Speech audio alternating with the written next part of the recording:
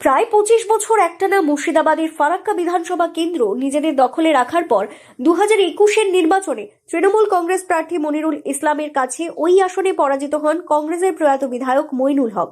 কিন্তু 5 বছর যেতে না যেতেই ফারাক্কা বিধানসভা কেন্দ্রে এবছর প্রার্থী বদল করেছে রাজ্যের শাসক দল।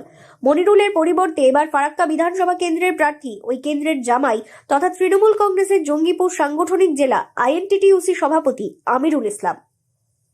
ফারাক্কার মতো শক্ত আসনে তৃণমূল কংগ্রেস প্রার্থী বদল করায় প্রথমে অনেকেই অবাক হয়েছিলেন।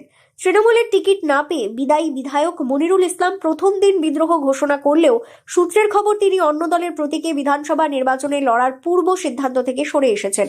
বিদায়ী বিধায়কের সঙ্গে থাকা তৃণমূল কংগ্রেসের সংগঠনের তাবড় নেতারা ইতিমধ্যে মনিরুল শিবির ছেড়ে আমিরুল শিবিরে যোগ দিয়েছেন। সংগঠনের ঐক্যবদ্ধ এই চেহারাই আসন্ন বিধানসভা নির্বাচনের আগে বড় স্বস্তি দিয়েছে তৃণমূল কংগ্রেসকে।